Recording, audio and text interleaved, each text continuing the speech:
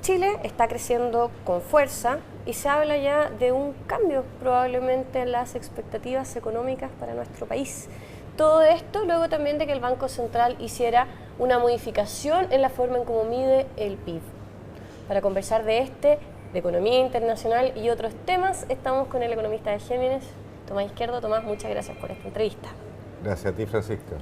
Tomás, empecemos con el tema de las cuentas nacionales. Ustedes en Géminis fueron de los primeros economistas que empezaron a hablar de este tema y a investigar qué era lo que podía hacer el Banco Central y a modelar estos posibles cambios, y la predicción era que íbamos a ver una caída importante de las cifras. Incluso se habló de una aberración estadística. Alejandro Fernández, tu compañero de labores, habló de una aberración estadística en el último PIB que vimos en el último IMASEC, que vimos en enero, y también el de diciembre. ¿Qué pasó? Sí. ¿No fue tan violento al final? A ver, yo diría que hubo una especie de compensación entre dos cambios en la metodología. Nosotros habíamos medido o tratado de estimar la parte que se conocía, y es que iba a cambiar la ponderación sectorial, como consecuencia de un aumento en la participación del sector minería en el PIB, producto del aumento del precio del cobre, la ponderación de la producción de minería aumentada en forma significativa, y como la minería ha tenido una muy mala performance en los últimos años en materia de cantidad producida, ha sido un muy buen negocio por el precio, pero la cantidad física, las toneladas métricas de cobre, de hecho, han estado cayendo. El pic de producción fue, entiendo, el año 2007. Como consecuencia de eso, aumentar la ponderación de un sector que iba con una mala performance en materia de actividad significaba un efecto negativo sobre el crecimiento del PIB global. Sin embargo, eso se compensó por otro cambio metodológico al cual uno obviamente no tenía acceso, y es que aumentaron las fuentes de información, sobre todo en el sector servicio. Y esta mayor cobertura en la información del sector servicio recogió lo que había sido un crecimiento más alto del sector servicio. ¿Eso ustedes no lo previeron cuando hicieron esta modelación? No teníamos cómo verlo tampoco. Esa información que está muy dispersa, nosotros no tenemos la capacidad, ¿cierto?, para recoger esa información. En el caso de la minería y el cobre en particular es muy sencillo porque están las estadísticas, ¿te fijas?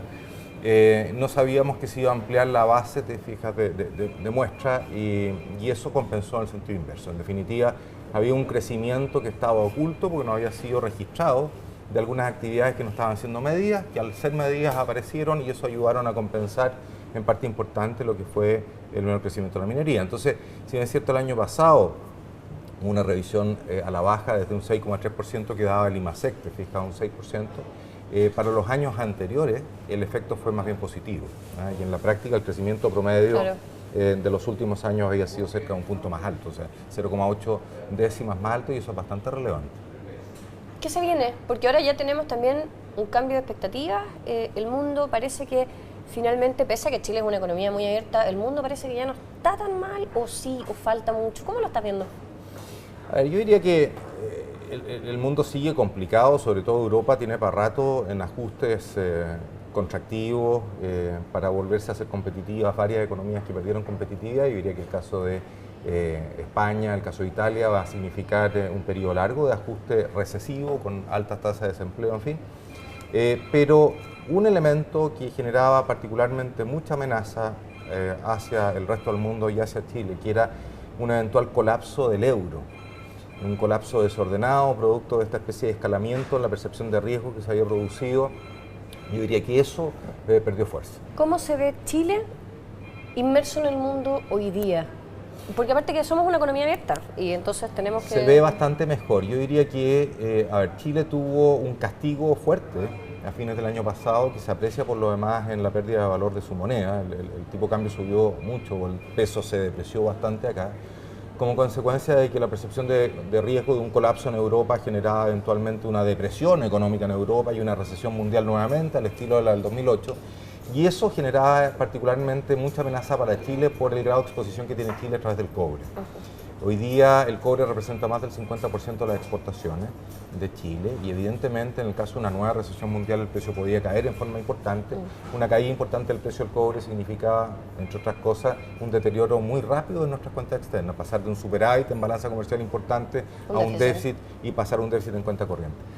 Si uno observa cómo ha evolucionado la situación externa, eso ha sido bien recogido por nuestros indicadores. El tipo de cambio ha caído, producto de un alza del precio del cobre. El precio del cobre ha subido porque la percepción de riesgo de la economía global es claramente menor.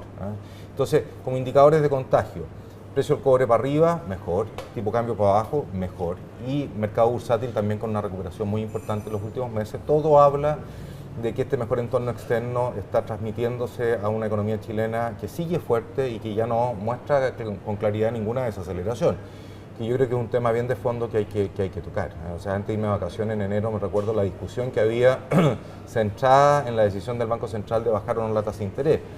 Y recuerdo que la mayoría de los analistas y los economistas eran partidarios de bajar la tasa de interés.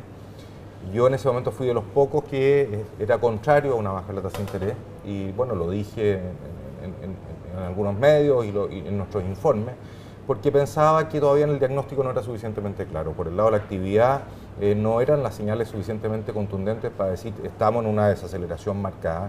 Por el lado del entorno internacional había todavía mucha volatilidad en los mercados y no estaban completamente decantados los acontecimientos y principalmente habíamos terminado con una inflación de 4,4% el año 2011 y con un consejo renovado, con un presidente del consejo del Banco Central nuevo. A mí no me parecía que era una buena señal bajar la tasa de interés. Es decir, se apuró el central.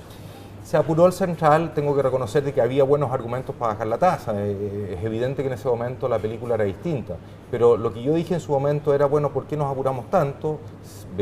Dejemos pasar un par de meses, tengamos un diagnóstico más claro y si es que el diagnóstico se confirma y hay que bajar la tasa y estamos atrasados en bajar la tasa porque sabemos que la política monetaria tiene un efecto rezagado sobre la actividad, bueno, la bajamos más rápidamente, la bajamos más intensamente.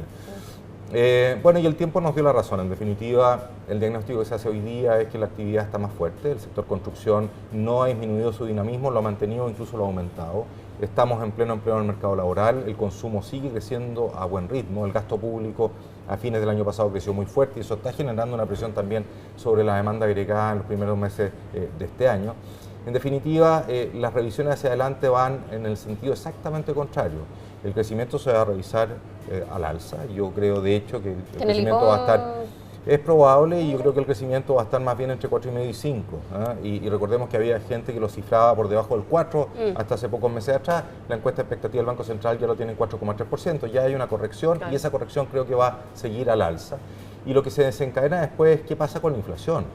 Si uno empieza a analizar la inflación que viene en los próximos meses y las bases de comparación, es muy difícil salir del rango en torno al 4% que está la inflación en 12 meses hoy día estamos en 4,4%, antes del último trimestre de este año. Entonces, vamos a estar con inflación en el techo del rango meta, un poco por sobre, un poco por debajo, pero en torno a eso.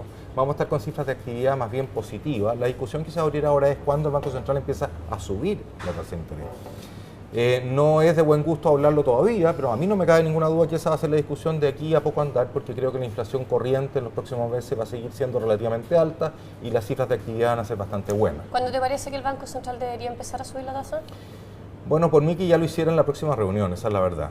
Yo creo que estas cifras que estamos teniendo de inflación son preocupantes y sobre todo la economía chilena está en pleno empleo en el mercado laboral, las presiones que se están produciendo sobre los salarios son significativas.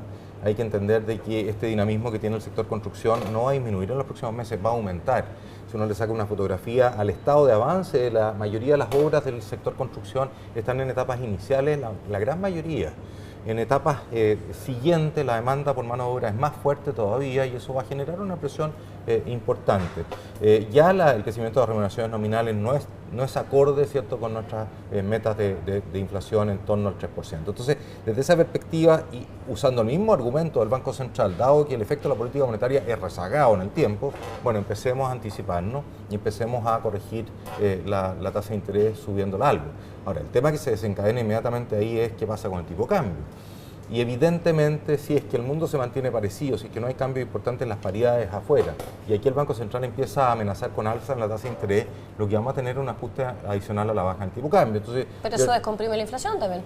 Bueno, es que ese es el gran punto. A propósito de esta entrevista que se le hacía aquí al ministro de Agricultura, que él sugiere, bueno, ¿por qué no intervenir de nuevo? Yo creo que el Banco Central en esta oportunidad va a tener manga ancha y va a dejar que el tipo de cambio se acomode algo hacia abajo, porque es sin duda la herramienta más cercana y de efecto más rápido sobre la inflación. En definitiva, ocupemos nuestra holgura externa, estamos con cuentas externas sólidas, tenemos unas reservas interesantes, ocupemos esta holgura externa, permitamos que el tipo de cambio se ajuste algo a la baja y eso descomprime la presión inflacionaria y nos permite crecer más por más tiempo, más alto por más tiempo. Ahora la pregunta es, bueno, ¿cuánto puede caer el tipo de cambio sin generar desequilibrio importante y pérdida de competitividad de algunos sectores estratégicos? Mi impresión es que el tipo de cambio no está fuertemente desalineado respecto a sus niveles de equilibrio a largo plazo. Hoy día el tipo de cambio está levemente por debajo del promedio histórico en términos reales. Y el Banco Central debería empezar a preocuparse cuando el tipo de cambio real se desalinea del orden de un 10% respecto del promedio histórico, tomando el promedio histórico como una referencia, el promedio histórico más reciente, no el completo. ¿Y qué nivel del tipo de cambio de mercado observado, nominal, tiene que ver con un desalineamiento de ese orden? 460 pesos. Es decir, en 460 ya deberíamos ver un Banco Central más activo. Es probable que en la medida que el tipo de cambio se acerque hacia los 460 pesos, el Banco Central empiece a dar señales, primero ciertas intervenciones verbales y después probablemente incluso otro tipo de intervenciones más decididas. Pero no antes de eso, o sea, no veo. Además, otro punto muy importante. La competitividad de los sectores exportadores no solamente está dado por los costos internos de producción y por el tipo de cambio al cual cambia las divisas que recibe por peso, sino que también por los precios que ellos venden afuera. Y los precios de exportación, hay algunos rubros que están complicados, pero la mayor parte de los rubros de exportación están con buenos precios afuera y eso compensa en parte un tipo de cambio más bajo. Finalmente, ya cerrando con el tema de comercio internacional, ¿cómo ves este problema que se está dando con las trabas que están poniendo nuestros vecinos en Argentina, para ser más específicos, también en Brasil? ¿Hay una suerte de proteccionismo en los países vecinos? Es normal que en periodos de crisis global surjan ciertas presiones proteccionistas de los sectores que están más debilitados. También ha habido presiones fuertes en Estados Unidos, en algunos sectores, por proteger a la industria. Lo que pasa es que los gringos no pueden quejarse mucho porque la verdad es que el dólar se ha depreciado bastante en los mercados internacionales. Lo de Argentina me preocupa porque creo que en Argentina, con todo respeto, se están tomando malas decisiones en materia de política económica desde hace un buen tiempo y creo que eso les va a pasar la cuenta. ¿Y nos va a pasar la cuenta o no? No, les va a pasar la cuenta a ellos más que a nosotros. Nosotros, como mercado de destino de nuestras exportaciones a Argentina, no es muy relevante. Recordemos que nosotros estamos muy diversificados en nuestros mercados de exportación entre Norteamérica, Europa, Asia y algo hacia Latinoamérica. No es un mercado muy significativo el de Argentina. Creo que más nos pasa la cuenta desde la perspectiva de que el que Argentina se eche a perder nos complica a nosotros como región. Claro, un punto. Ahora, es como la manzana podrida en el canasto. Bueno, es un término duro ese, pero tenemos otras compensaciones. Hay otras economías latinoamericanas que por mucho tiempo estuvieron mal, que ahora están bien. El caso de Colombia, que está resurgiendo con mucha fuerza. Brasil es un monstruo que se ha debilitado en crecimiento, pero está volviendo a recuperarse y que yo creo que entró en una especie de camino sin retorno hacia el desarrollo. Brasil, y por el tamaño específico que tiene, genera una gravitación sobre el resto de la región que es muy relevante. Perú, que en algún momento nos dio preocupación por el cambio político, también se está firmando. Entonces, lo de Argentina yo diría que es un hecho más bien aislado dentro de una región que está en general bastante mejor. Bueno, vamos a ver cómo sigue entonces. Te agradezco por esta entrevista. Gracias a ti. Y yo los invito a ustedes a ver una próxima entrevista en DFTV.